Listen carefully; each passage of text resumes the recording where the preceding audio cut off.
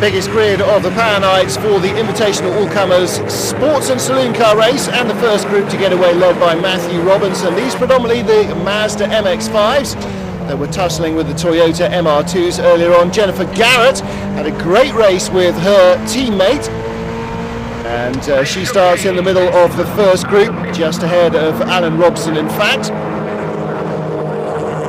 And starting behind them just 10 seconds later will be the next couple of cars that get away. Nigel Barnett and Edward Baker in their Mark I Ford Capris. But for the moment, it'll be the MX-5s that are leading the race. Here's the third group of starters. Volker Eckmeyer and John Williams on the front row. Williams there in the Global Lights GT car. And these sports cars, predominantly the Caterham 7s, leading this group. Howard Bryan, he is in the next bunch to get away. 45 seconds behind the earliest starters. Jennifer Garrett heading into the evening sunshine. Beautiful conditions all day long. She's got somebody alongside her.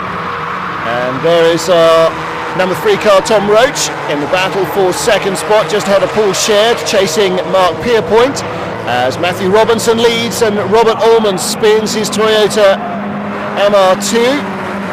And unfortunately, Tom Roach in the white car on the outside, a little hung out to dry there. Leading the Caterham group, the number 14 machine of Mike Richards. And already the TVR Tuscan coming through. So too is the Red Radical number 4 of Ake Bornebusch. He won the sports handicap. Oh dear, the Golf GTI going off. That's Mark Thurston Jones. Meanwhile, battle for this third place overall and to stay in front of the pursuing pack. What? This is mayhem. This is exactly what the Allcomers races are supposed to be about. Various different varieties of cars getting into wheel-to-wheel action. Looks like a suspension collapse there on the Golf. Ake Bornebusch coming through in the Radical, number 4. Meanwhile, the Seat Cupras squabbling with each other. And behind them, the orange car of Greg Rose, this Ford Falcon, fastest car in qualifying, ahead of the 2 TVR Tuscans of Dean Cook and Howard Bryan. They started a little bit ahead of him. He lapped in 1 minute 1.9. Slowest car was the Global Lights of John Williams, 1 minute 22.6. And these Mazdas, about a 1 minute 15 lap here. Matthew Robinson, the black car, holding the lead up until this stage. Now with the inside line, Paul Shared. And Shared, a 1 mark exponent. And I'm not sure, but I could be right in thinking that he actually raced in the Mazda MX-5 Trophy when it was a current race series, and most of these cars would have come from that series. Raced very successfully for 5 or 6 years in the UK, probably about 10 years ago when these were brand new cars. Oh, and 3 wide on the inside, Tom Roach. Oh, and hung out to dry, Matthew Robinson. Through goes Ake Bornebusch. So the Radical is in the lead. Now then, that's not all done and dusted, because the car is so much quicker. He has got ground to make up. Greg Rose coming up past the Ford Capri that beat him into third place in the Saloons race. And like Bornebusch in the Radical, Rose has got a lot of ground to make up. Now, it's all very well going on the lap time, but of course qualifying lap times don't take into account the fact you've got to get through a squabbling pack of 15 Mazda MX-5s, and this is choose a line and stick with it time, isn't it? See the Global Light GT finding it a bit of pace there through the field in front, and there is Howard Bryan in the white TVR Tuscan right in front of Greg Rose. Now Greg Rose and Dean Cook's number 20 Tuscan started together. Howard Bryan was in the group in front of him, so he's already caught and passed a lot of the cars, Greg Rose. Howard Bryan right in front, and the TVR Tuscan Challenge, another hugely successful one-make series all the way through the 90s and into the new millennium.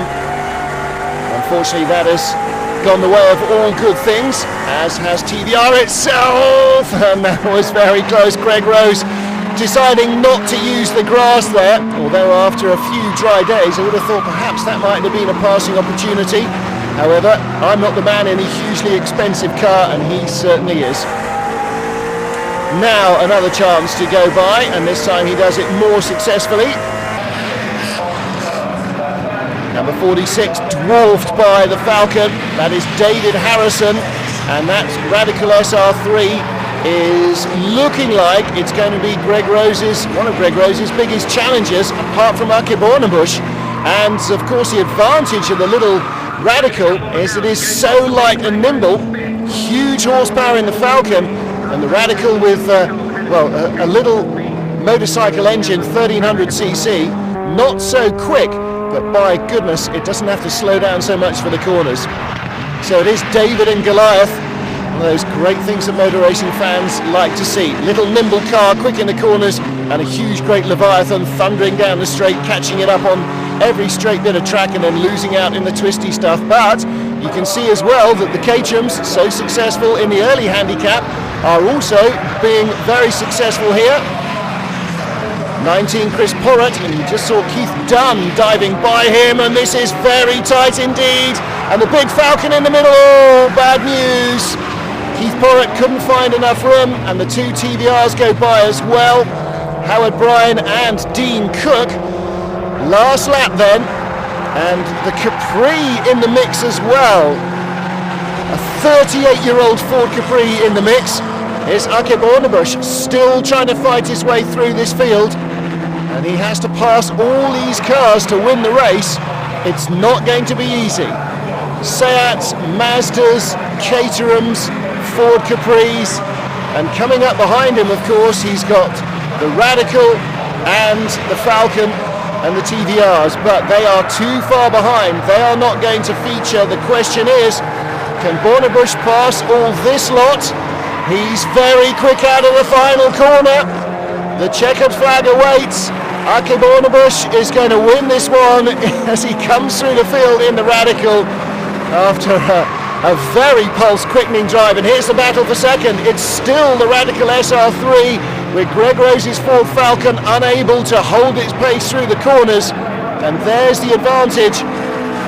Well, second by nearly 18 seconds, David Harrison. Third, Greg Rose in the Falcon, just behind, not by much, by 0.9 of a second, so that much more successful. Here, a lap earlier, Caterham trying to pinch a little inch on the inside, couldn't quite hang on, and lost 3 or 4 places. But Ake Bornebusch, again, he was the man who came out on top.